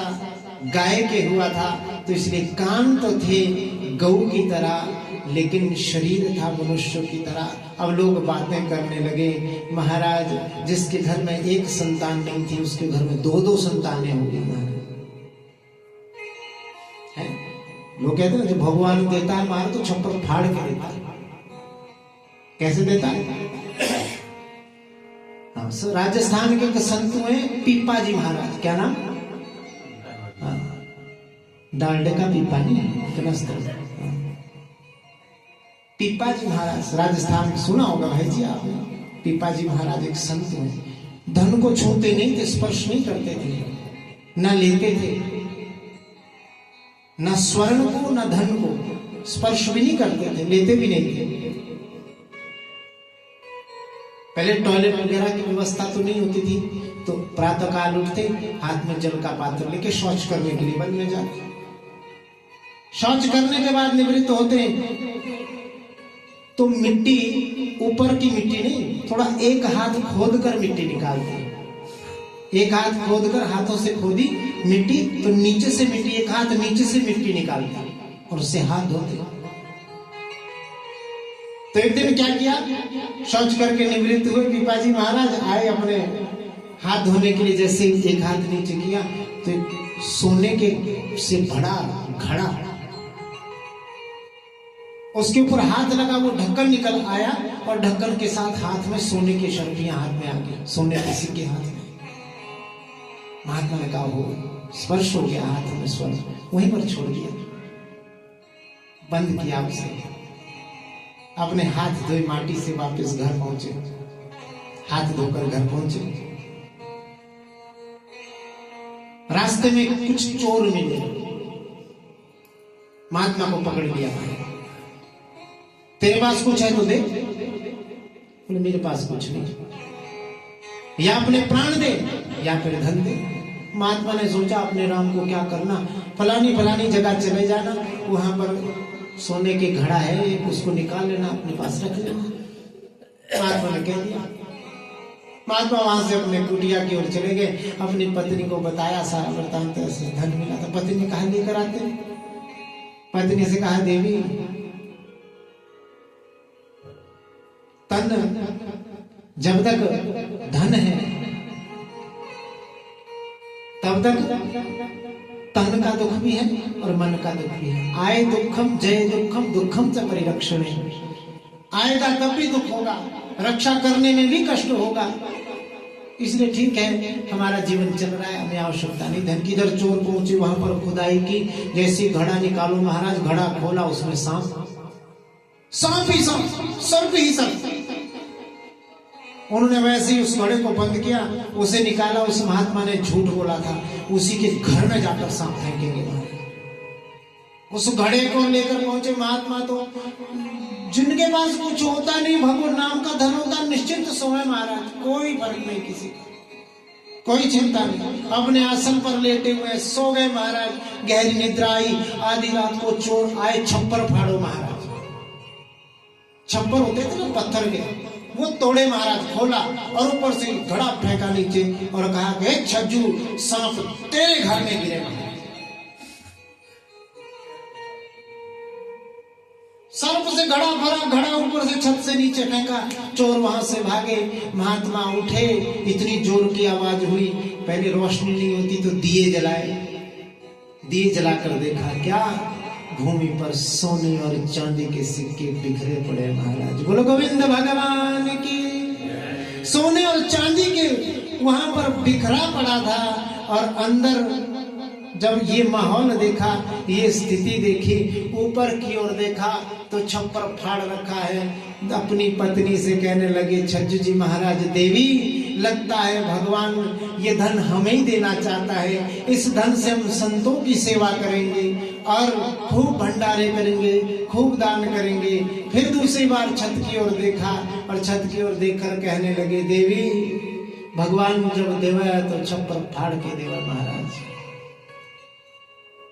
भगवान जब देता है तो छप्पर फाड़ के देता है। तब से लेकर छज्जू जी महाराज, आज भी आप जाएं तो राजस्थान में वो छज्जू जी महाराज का स्थान है, कोई भूखा नहीं लौटता वहां से, खूब अन्नदान होता है। तो ऐसा संतों का महात्म्य है। पहले एक भी बेटा नहीं था, दो हो गए। अच्छा अब मुझे बताओ, मैंने पहले पूछा था, मैं पूछूं, आत्मदेव के बेटा हुआ कि नहीं हुआ? हुआ? कहाँ हुआ? वो तो उसकी साली का था, गाय से बेशक हुआ, लेकिन आत्मदेव के हुआ कि नहीं हुआ? आत्मदेव की पत्नी गाय नहीं है, आत्मदेव की पत्नी धुंधली है। संत ने कहा था क्या कि 7 जन्मावधि तब पुत्रो नहीं वच, तेरे भाग में 7 जन्म तक पुत्र नहीं है। धुंधली के भी बेटा नहीं हुआ, वो तो उसकी बहन का था। तो इसीलिए मैं कहता हूं, इसीलिए शास्त्र कहते हैं, विधि ने जो अंक भाल पर लिख दिए ना, वही होगा, उससे ज्यादा ना होगा न कभी हो सकता है। गुरु गोविंद भगवान की। दोनों बड़े होने लगे। एक का नाम जो गाय के पैदा हुआ था गोकर्ण रखा, जो धुंधली अपनी बहन का लेकर आई थी उसका नाम धुंधुकारी रखा। गोकर्ण पंडित हुए, ज्ञानी हुए, धुंधुकारी महादुष्ट खल। मनोज भाई जी से बात चल रही थी कि खल किसे कहते हैं, किसको कहते हैं खल। लिखा है यहां पर के गोकर्णो पंडितो ज्ञानी धुंधुकारी महाखल। महाखल सरसों पिलाइए कभी, पिलाइए। जब निकल जाती है सरसों, सरसों से तेल निकल जाता है, पिल जाती है, पीस जाती है, तो फिर क्या बचता है? खल, जिसको खल बोलते हैं। खल, उसको हिंदी में खल बोलते हैं, संस्कृत में खल बोलते हैं। तो खल का स्वभाव कैसा होता है? शुष्क, रूखा, ऐसे बिल्कुल कठोर हो जाता है। अर्थात जिससे सारी चिकनाई निकाल दी जाए। अर्थात प्रेम का स्वरूप कैसा है? स्नेह भरा, चिकनाहट भरा। प्रेम बहुत पवित्र होता है। और मूर्खता कैसी होती है? खल की तरह होती है, जिससे प्रेम सारा निचोड़ लिया जाए तो समझो मूर्ख है महाराज। बोले गोविंद भगवान की। ऐसे ही धुंधुकारी महाखल, महामूर्ख हुआ। अनेक बातें लिखी हैं इसमें भागवत जी में कि क्या क्या वो धुंधुकारी करता था, क्या क्या नहीं करता था। जहां से गोकर्ण जी चले जाते, सारे गांव वाले स्वागत करते, चरणों में प्रणाम करते।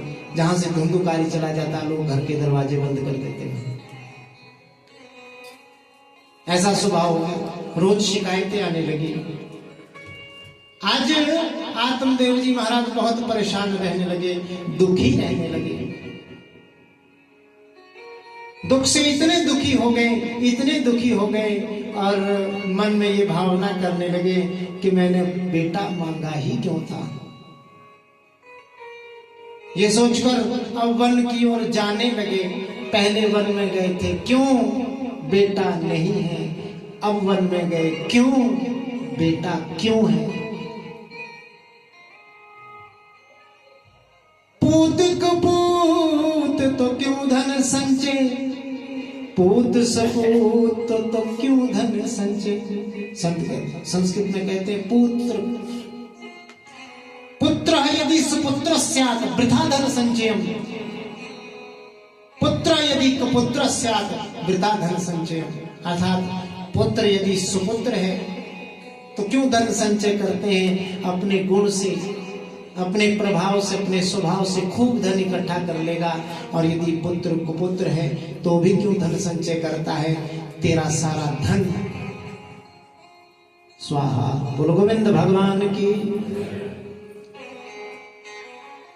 आज ये सोचकर वन की ओर जाने लगे। गोकर्ण जी महाराज ने हाथ जोड़ लिए, पिताजी क्या बात है, आप बहुत दुखी हैं। बड़ा सुंदर उपदेश यहाँ पर गोकर्ण जी महाराज ने अपने पिता को दिया। पिताजी सबसे पहले तो आप देहेस्तिमांस रुधिरे अभिमतिम त्यजत्वम जाया सुता दिशु सदा ममतां विमुंच पश्यानिशम जगदिदम क्षण भंगनिष्ठम वैराग्य राज रसिको भव भक्ति निष्ठ। पिताजी सबसे पहले ये जो आपने अपनी देह में आसक्ति कर रखी है, अर्थात जो आपने ये सोच रखा है कि ये मेरा बेटा है, ये मेरी पत्नी है, ये मेरा घर है, सबसे पहले अपनी इस आसक्ति को मिटाओ। अपनी पत्नी में, पुत्र में जो आपने ममता लगा रखी है, इस ममता से मुक्त हो जाओ। और ये सोचो, ये समझो कि पश्यानिशम जगदिदम क्षण भंगनिष्ठम, ये संसार क्षण भंगुर है। वैराग्य को जाओ, जगाओ, रसिक बनो, भव भक्ति निष्ठा, और भगवान की भक्ति करो। बोलो गोविंद भगवान की जय। और यदि आप ये सोचें, हम सोचें, पिताजी जो पुत्र और पत्नी आपसे कस्में खाते हैं, आपकी कस्में खाकर जीना जानते हैं, आपकी कस्में खाकर बड़ी बड़ी कस्में उठाकर ये कहते हैं कि हम पिताजी, हे स्वामी, हम आपसे बहुत प्रेम करते हैं। जो पति पत्नियों की सौगंधें खाते हैं कि पत्नी मैं तुझसे बहुत प्रेम करता हूं, तो हे पिताजी ये सब व्यर्थ की बातें। क्योंकि एक पुराना, बहुत प्यारा पुराना फिल्मी गाना है मनोज भाई जी, और उसके शब्द बड़े प्यारे हैं।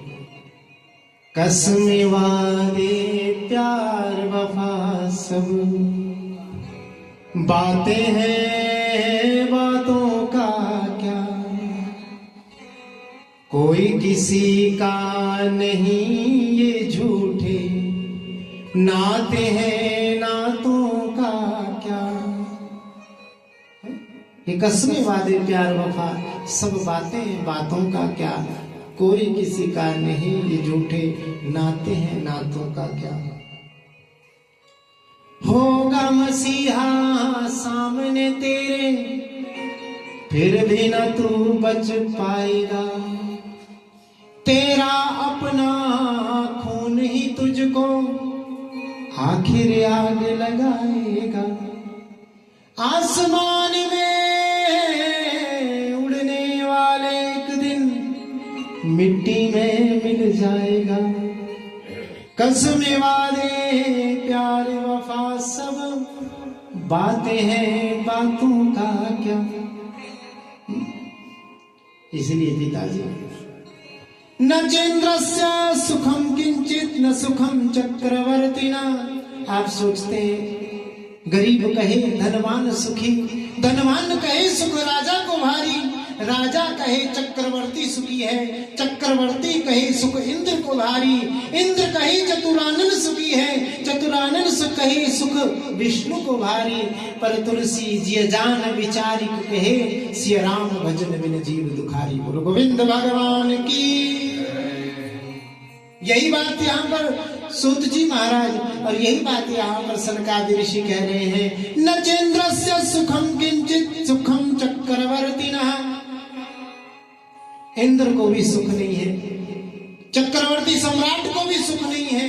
यदि वास्तव में सुख किसे है, सुखमस्ति विरक्तस्य मुनेरेकांत जीविनः। सुख किसे है, जो विरक्त है, जो एकांत सेवन करता है। एकांत सेवन का तात्पर्य ये नहीं कि घर छोड़ के भाग जाओ। आप भीड़ में भी अकेले हो सकते हैं, आप 100 लोगों के बीच भी अकेले हो सकते हैं, आप 100 लोगों के बीच में भी अंतर्मुखी हो सकते हैं। गरीब सोचता है कि धनवान सुखी है, धनवान सोचता है कि सुख तो राजा को होगा मारा। फिर राजा सोचता है कि मुझे भी सुख नहीं है, चक्रवर्ती राजा को सुख होगा। चक्रवर्ती सुख सोचता है कि इंद्र को बड़ा भारी सुख है जी, अमृत पान करने को मिल रहा है जी, सब कुछ मिल रहा है। इंद्र सोचते हैं चतुरानन सुखी, ब्रह्मा जी को सुख होगा, आश्रम में बैठे रहते हैं, कोई काम धाम है नहीं। चतुरानन कहे सुख विष्णु को भारी। ब्रह्मा जी सोचते हैं अरे सबसे बड़ा सुख तो विष्णु भगवान को है, लेटे रहे महाराज चरणों में, लक्ष्मी पैर दबावे और बस आनंद है, आंखें बंद, विष्णु को भाई। लेकिन तुलसी बाबा कहते हैं कि तुलसी जिय जानी विचारी कहे। ये तुलसीदास मन से विचार के एक बात कहता है, क्या, सिय राम भजन बिन जीव दुखारी। वास्तव में यदि कोई दुख है, दुख एक ही है, क्या, सिय राम भजन बिन जीव दुखारी। जो जीव राम का भजन नहीं करता, सीता राम का भजन नहीं करता, जो जीव भगवान का नाम नहीं लेता, वास्तव में वही दुखी है महाराज। बोलो गोविंद भगवान की। माता कुंती भी तो कह रही है, विपद संतु न शश्वत तत्र तत्र जगत गुरु।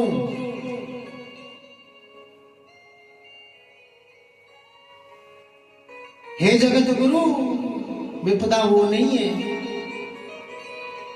वो विपदा नहीं है कि आप के साथ सबसे बड़ी विपदा वही है जो आप हमारे पास नहीं।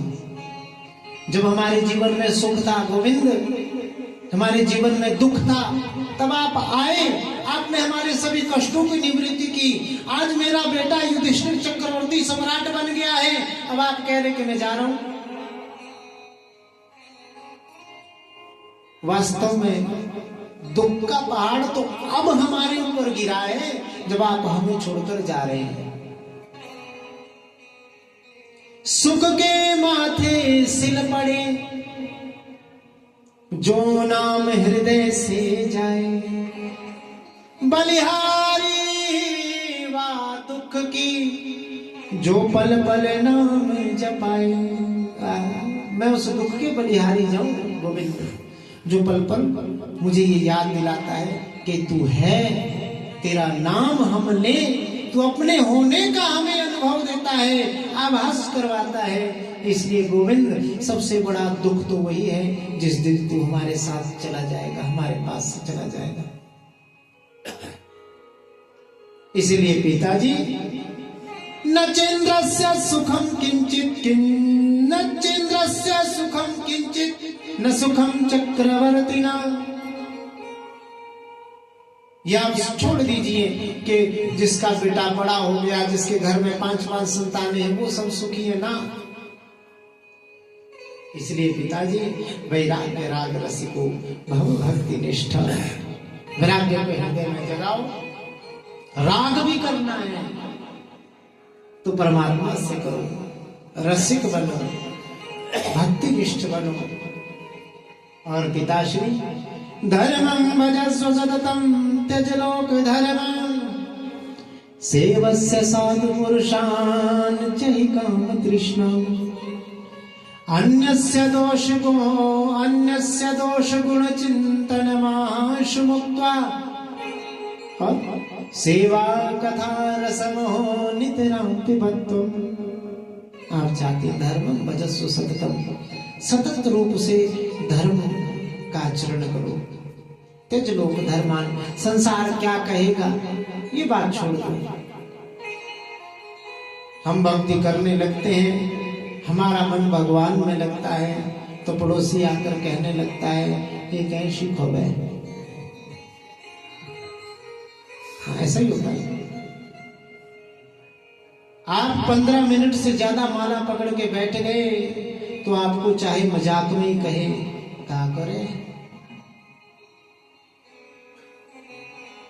क्या सीख रहे हो, ऐसा ही बोलते हैं। इसलिए पिताजी त्यज लोक धर्मान, दुनिया क्या कहेगी, समाज क्या कहेगा, छोड़ दो। सेवस्य साधु पुरुषान् जहि काम तृष्णाम्, साधु पुरुषों की सेवा करो। काम की वृत्ति और तृष्णा की वृत्ति को त्याग कर अन्यस्य दोष, दूसरों के दोषों को देखना छोड़ दो। गुण, दूसरों के गुणों को देखना भी छोड़ दो। इसका चिंतन करना छोड़ दो, मुक्त हो जाओ इससे। और सेवा करो, कथा श्रवण करो, रसम हो, इसके रस में डूबकर नितराम पिबत्वम्, नित्य भगवान की सेवा कथा का श्रवण कर, भगवान की कथा का श्रवण करते हुए ठाकुर सेवा में तलीन हो जाओ। बोल गोविंद भगवान की। जब आत्मबोध समाप्त हो जाता है तो फिर परमात्मा बोध जागता है। इसलिए पिताजी अपने शरीर के विषय में छोड़ दो चिंतन करना, और यदि चिंतन ही करना है तो ये चिंतन करो कि वास्तव में ये शरीर क्या है। भागवत है ना जी महाराज, ये परमहंसों की संहिता है। क्या है? परमहंसों की संहिता। श्रीमद् भागवत महापुराण इसे बेशक कहा गया, लेकिन संतों ने इसे क्या कहा है? श्रीमद् भागवतम शास्त्रम। भागवत शास्त्र है, कोई सुनाता नहीं है तो इसमें हमारी कोई गलती नहीं है। इसमें हमारा दोष नहीं है अगर कोई सुनाता नहीं। इसलिए हम तो यहां से बैठ के वो सुनाएंगे जो इसने मुझे अधिकार दिया। कहने के लिए तो हम यहां से भी कह सकते हैं, नाच मेरी बुलबुल तुझे पैसा मिलेगा। नचवाने के लिए हम नचवा भी सकते सबको, महाराज इस नचवाना, और उसका क्या फायदा। भागवत परमहंसों की संहिता है, नितराम पिबत्वम पियो उसको, मुहुरहो रसिका भूमि भाव का। भागवत में तो भावुकता चाहिए, रसिकता चाहिए महाराज। ये सुनाई भी तभी जा सकती है और सुनी भी तभी जा सकती है। इसलिए कथा में कभी लगे कि गड़बड़ हो रहा है काम, तो हम लोग क्या करते हैं, यहां से हमें सब दिखा महाराज ऊपर से कि गड़बड़ हो रहा है कुछ धरती पर नीचे, तो हम लोग क्या करते हैं, हम क्या कहते हैं, बोलो गोविंद भगवान की। अब सब ठीक हो गया, हुआ ना ठीक, बोलो। उमस आ जाती है ना बीच बीच में। धर्मं भजस्व सततं त्यज लोक धर्मं। पिताजी यदि आपने कुछ सोचना ही है तो ये सोचो कि हमारा शरीर की उत्पत्ति कैसे है। हड्डियां, अस्थि स्तंभम, हड्डियों का एक ढांचा है, खंबा।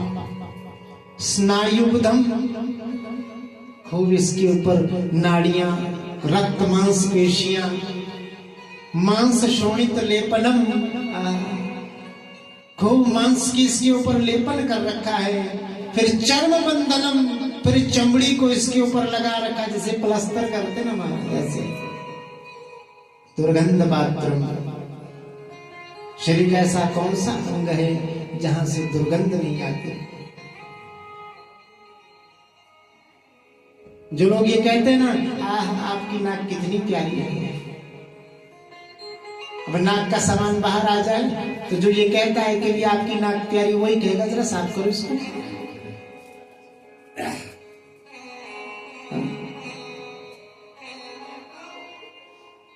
यही है ना मनोज भाई। इसलिए पिताजी ये शरीर तो क्या है पिताजी, कि ईश्वर अंश जीव अविनाशी, चेतन अमल सहज सुख राशि। ये शरीर ईश्वर का अंश है। इस शरीर के अंदर जो जीव बैठा है ये ईश्वर का अंश है, अविनाशी है, चेतन है, और वास्तव में सुख का साधन भी यही है। बोलो गोविंद भगवान की। इसलिए पिताजी याद रखना, शरीर की 3 ही गतियां होती हैं।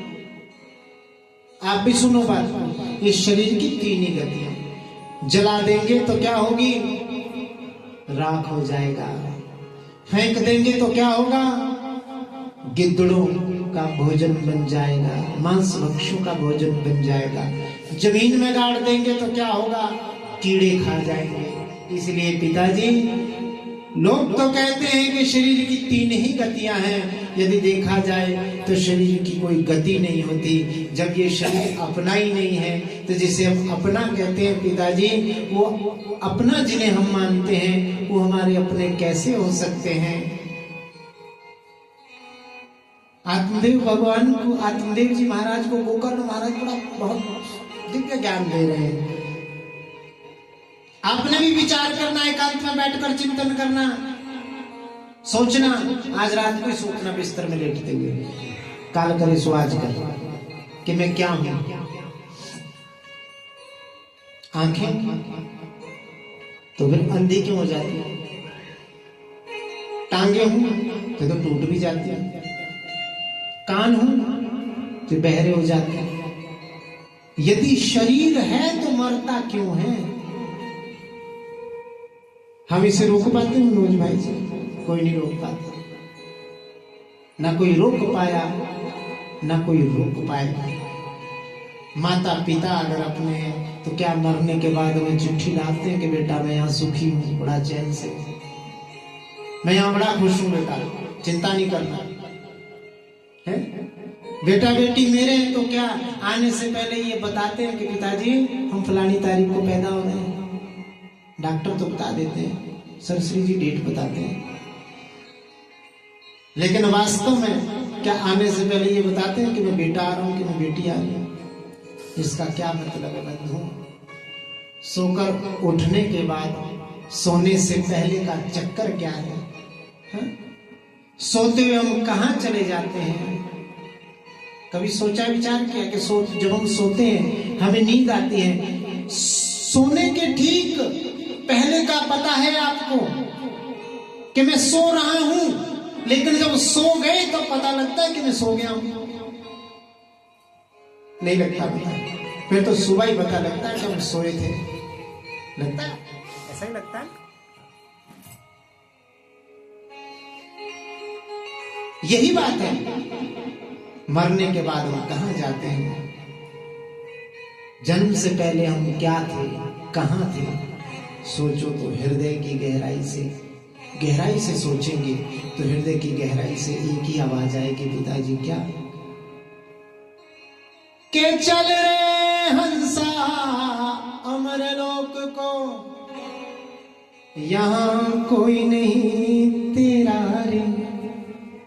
जग वालों का हुआ अंधेरा, अपना हुआ सवेरा रे।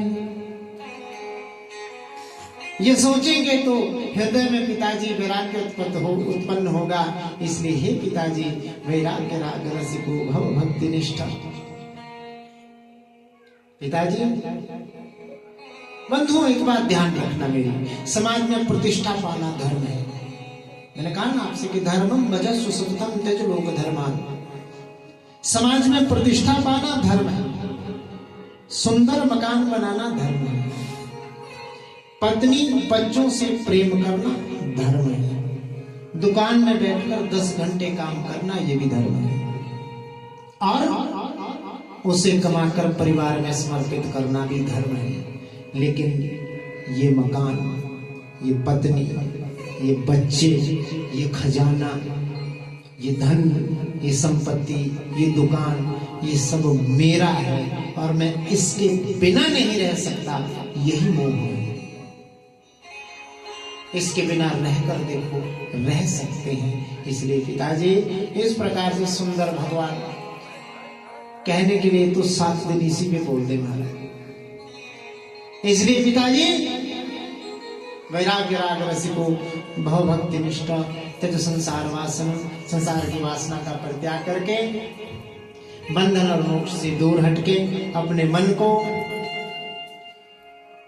आसक्ति से निवृत्त करके अपने मन को परमात्मा तत्व में लगाइए। ऐसा वर्णन आता है श्रीमद् भागवत महापुराण के 10वें स्कंद का पाठ करके उन्होंने अपने आप को श्री कृष्ण के चरणों में विलीन कर दिया और भगवान श्री कृष्ण के चरणों को प्राप्त किया। बोलो गोविंद भगवान की। और इधर धुंधुकारी जो था, पिताजी के चले जाने के पश्चात गोकर्ण जी महाराज भी तीर्थ यात्रा के चले गए। इनकी माता धुंधुली देवी से एक बार इस धुंधुकारी ने कहा कि पिता माता आपने धन कहाँ छुपा रखा है, धन मांगा। माता ने जब नहीं दिया तो माता को मारने के लिए दौड़ा, जलती हुई लकड़ी लेकर माता को मारने के लिए दौड़ा। माँ बुढ़ापे में हड्डियां यदि टूट जाएं तो जुड़ती नहीं है, इसलिए बता तेने धन कहाँ गाड़ रखा है।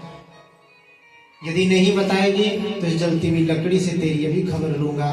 ये सोचकर माता ने सोचा कि जिस पुत्र को मैंने इतने प्रेम से पाला वो पुत्र आज मुझे मारने के लिए आ रहा है। रात्रि में ही कुएं में कूदकर अपने प्राणों का बलिदान दे दिया। बोलो गोविंद भगवान की जय। माता भी मर गई, पिताजी भी वन में जाकर भगवान श्री कृष्ण के चरणों में विलीन हो गए। गोकर्ण जी महाराज भी तीर्थ में चले गए थे। इधर इस धुंधुकारी ने क्या किया, ये 5 वेश्याओं को अपने पास ले आया। उनके नित्य की आवश्यकताओं को पूर्ण करने के लिए चोरी करने लगा। एक बार राजा के यहाँ से कुछ धन चुरा कर ले आया और वो धन लाकर इसने अपनी पत्नी उन 4-5 गणिकाओं को प्रदान किया। गणिकाओं ने ये मन में सोचा कि ये अब चोरी करने लगा है आज ये राजा के यहाँ से चोरी करके आया है, हो ना हो एक दिन राजा इसे पकड़ लेगा, और इसे पकड़ लेगा तो साथ में हमें भी पकड़ेगा। इसके चक्कर में हमें भी कारागार में हवा खानी पड़ेगी, कारागृह की हवा खानी पड़ेगी। तो इन गणिकाओं ने रात्रि में क्या किया कि एक खटिया के साथ ये लेटा हुआ था, उस घटिया में जाकर इस 5 गणिकाओं ने इसके हाथ बांध दिए, इसके पैर बांध दिए, इसका गला घोंटकर इसे मारने का प्रयास किया।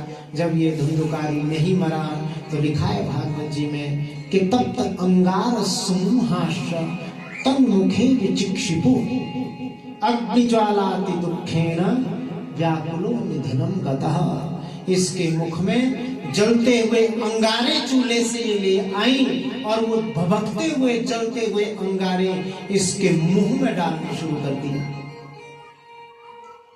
अग्नि ज्वाला अति दुखेन, अग्नि की ज्वाला से अति दुखित होकर, व्याकुल होकर, जलन से आज ये धुंधुकारी मृत्यु को प्राप्त हुआ और इस धुंधुकारी की अधोगति हुई। बोलो गोविंद भगवान की। जब इसकी अधोगति हुई तो बंधुओं ये 5 गणिकाएं भी वहां से चली गई।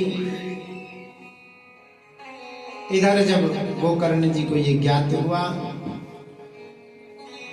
कि मेरा भाई धुंधुकारी भी मृत्यु को प्राप्त हो गया है, मेरी माता ने भी कुएं में डूबकर अपनी जान दे दी, तो गया जी में जाकर भाव के साथ गोकर्ण जी महाराज ने श्राद्ध और पिंडदान किया। पिंडदान करने के बाद तीर्थ यात्रा तीर्थाटन करने के बाद बहुत समय के बाद अपने गांव वापस आए।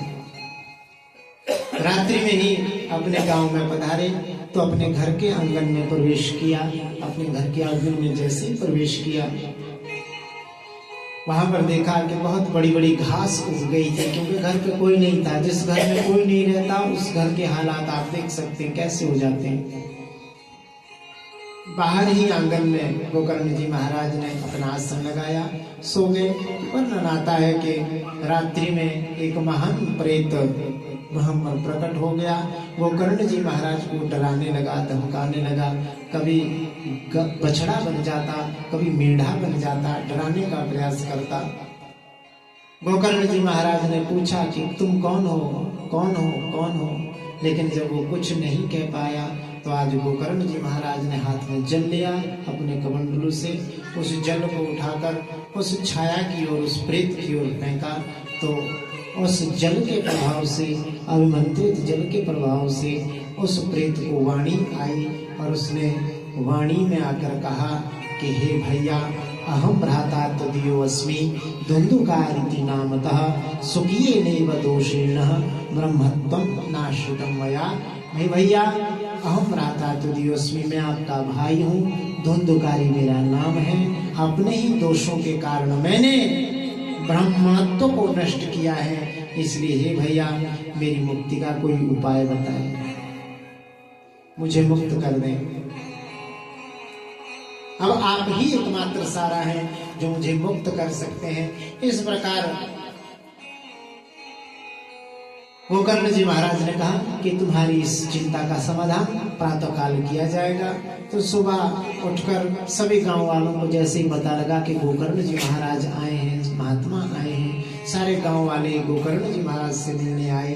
गोकर्ण जी महाराज ने सारी व्यथाएं बताई, रात्रि में जो कुछ भी उनके साथ घटित हुआ धुंधुकारी के विषय में। तो गांव वालों ने सारी स्थिति बताई कि आपके भाई को कुछ गणिकाओं ने यहाँ पर जलाकर गला घोंटकर मार डाला था।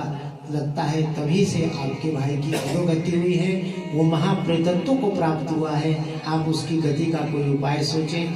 गोकर्ण जी महाराज ने सबसे पूछा, लेकिन जब कोई गति का कोई उपाय नहीं मिला तो ऐसा वर्णन है भागवत में महाराज, किसी ने कहा कि आप तो समर्थवान हैं, आप सूर्य की गति रोककर पूछो। तो गोकर्ण जी महाराज ने हाथ में जल लिया। देखो महाराज, संतों का प्रभाव, हाथ में जल लिया और अघमर्षण मंत्र पड़ा जतिंजी। नरितम च सत्यं च बीजात तपसो जायता ततो रात्रि जायता ततस्मद्रो अरवणा तत्समस्रा। इस महामंत्र का जाप किया। सूर्य की तरफ जैसे उस मंत्र का जल को छोड़ा, संपूर्ण अघमर्षण मंत्र के प्रभाव से, उस जल के प्रभाव से, उस अघमर्षण मंत्र के प्रभाव से, उस संध्या के प्रभाव से सूर्य नारायण की गति रुक गई महाराज। और सूर्य से पूछा कि मेरे भाई की मुक्ति का उपाय बताओ। सूर्यदेव ने कहा कि हे गोकर्ण जी महाराज, श्रीमद् भागवतान मुक्ति सप्ताहवाचनम कुरु, कि श्रीमद् भागवत महापुराण है, उसी से मुक्ति हो सकती है, सप्ताह पारायण अपने घर में करवाओ। सुंदर पंडाल बनाया गया, सुंदर वेदी का निर्माण किया गया, जैसे यहाँ पर बनी है। ऊंचा आसन व्यासपीठ बनाया गया, उस व्यासपीठ पर गोकर्ण जी महाराज को बिठाया गया।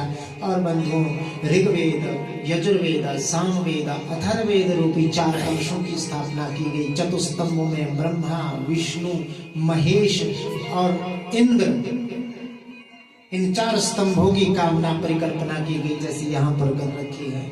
वितानों पर अरुंधति सहित कश्यप आदि सप्तऋषियों की स्थापना की गई, जैसे यहाँ पर की गई है। गोकर्ण जी महाराज ने भागवत कथा कहना प्रारंभ किया और इस प्रकार से वायु रूप उस धुंधुकारी का था और उसने देखा 7 बांस का गांठ का डंडा वहां पर दक्षिण दिशा में है। उस बांस में एक छिद्र था, उस छिद्र के मार्ग से वो धुंधुकारी उस बांस के वंश दंड में प्रवेश कर गया। प्रथम दिन की कथा हुई, प्रथम ग्रंथि का विभेदन हुआ, द्वितीय दिवस की कथा हुई, दूसरी ग्रंथि का भेदन किया, तीसरी, चौथी, पांचवी, छठवीं और अंतिम 7वें दिन 7वीं ग्रंथि का विभेदन करके प्रेत दिव्य रूप धारण करके वहां पंडाल में सबके सामने उपस्थित हो गया। बोलिए श्रीमद् भागवत महापुराण की। ये 7 गांठें क्या हैं?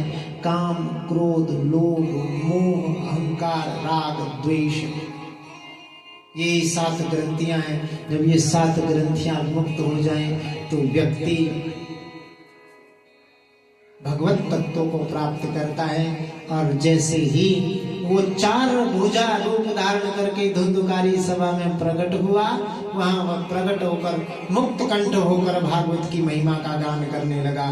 के धन्य भागवती वार्ता प्रेत पीड़ा विनाशिनी, कि धन्य भागवत की कथा जो प्रेत की पीड़ा का भी विनाश कर देती है। उसमें भी सप्ताहों भी तथा धन्य, उसमें भी साप्ताहिक ये जो भागवत कथा चल रही है 7 दिन की, सप्ताहों की तथा धन्य, कृष्ण लोक फलप्रदा, जो कृष्ण लोक को, भगवान गोविंद के लोक को, उनके सारूप्य को, उनके साहित्य को प्राप्त करवाती है। बोलिए श्रीमद् भागवत महापुराण की। मुक्त कंठ गाइए। यहाँ पर बहुत अच्छी अच्छी बातें कही है धुंधुकारी में, समय नहीं है इसलिए हम सोच रहे थे कि आज हम पूर्ण चरित्र सुनाएंगे आपको। प्रयास तो मैंने पूर्ण किया, सुनाया भी। बीच बीच से हम छोटे छोटे चरित्र भगवान के उठाएंगे। अभी तो आपको थोड़ा थोड़ा चखाने आए महाराज भागवत। ये तो आपके इस क्षेत्र में हमारा पहला ही भागवत है। इससे पहले आप महिषासुर मर्दिनी मंदिर में आप सभी उपस्थित थे, देवी भागवत की कथा हुई। इस बार बोल तो रहे थे कमेटी वाले शायद के भागवत करेंगे श्रीमद् भागवत महापुराण का नवरात्रों में,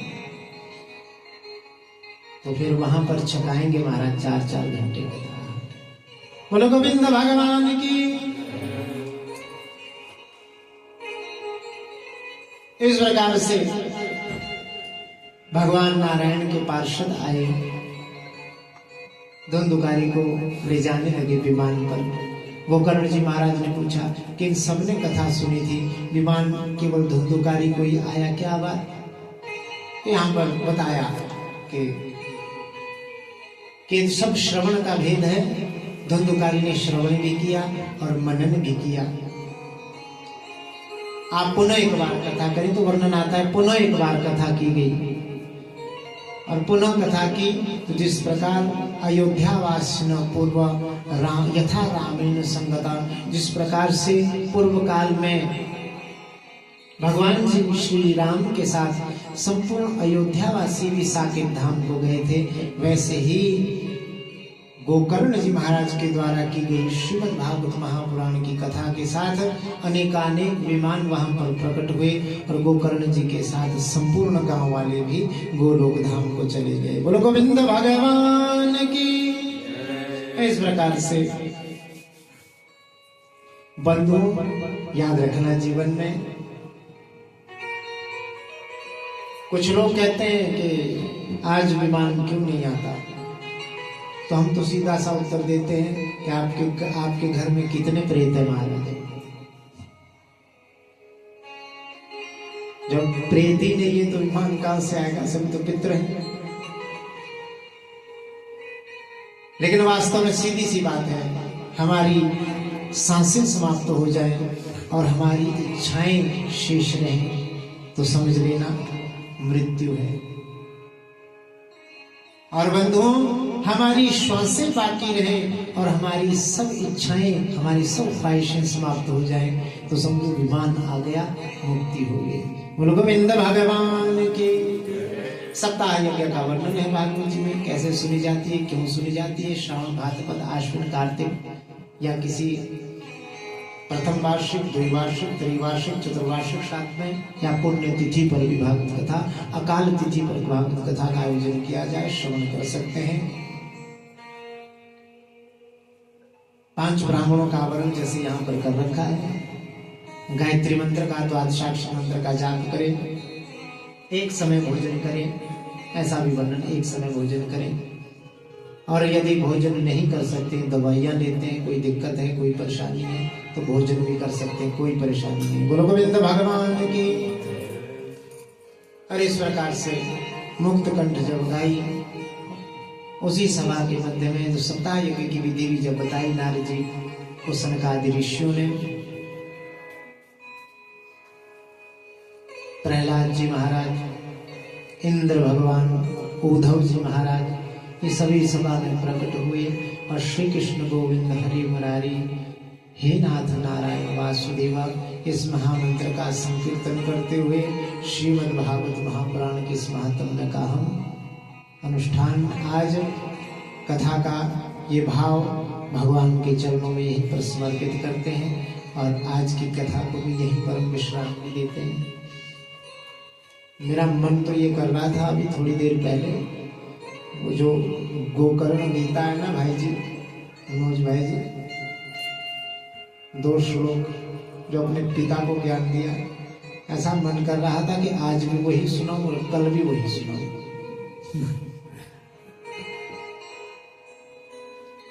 फिर तब बीच बीच में हमें थोड़ा लग जाता था, दिख जाता था, यहाँ भी झटके आ रहे थे, थोड़े बाहर भी झटके आ रहे थे। ये बुरी बात नहीं है, आते हैं, सबको आते हैं, ये हमको भी आते हैं महाराज। कभी हम भी श्रोता बन के हम भी ऐसे ही बैठते, कभी श्रोता बन के जब बैठते तो हमको भी झटके आते हैं। तो इसमें कोई, तो इसलिए हम सोच रहे थे थोड़ा आगे आगे निकले, भगवान की कृपा से महात्म्य की कथा पूरी हुई। कई बार ऐसा हो जाता है कि तीसरे दिन तक महात्म्य कथा चलती है महाराज। कई बार हमसे कुछ लोग कहते हैं महाराज आपके धुंधुकारी आत्मदेवी नहीं मुक्ति महाराज। ये तो अब थोड़ा हमने किया है कि हम समय का शुरू करते हैं, समय की कथा समाप्त करते हैं। नहीं, हमारे साथ एक बीमारी और भी थी महाराज, वो 4 तो बजे महाराज, कई बार 5 भी बज जाकर। इसलिए अब थोड़ा हमने सुधार किया, हम समय का ही शुरू करते हैं, समय का ही समाप्त करते हैं, तो बातें तो होती रहेंगी। इसलिए भगवान की इस परम पावनी कथा को आइए हम ठाकुर जी के चरणों में समर्पित करते हैं।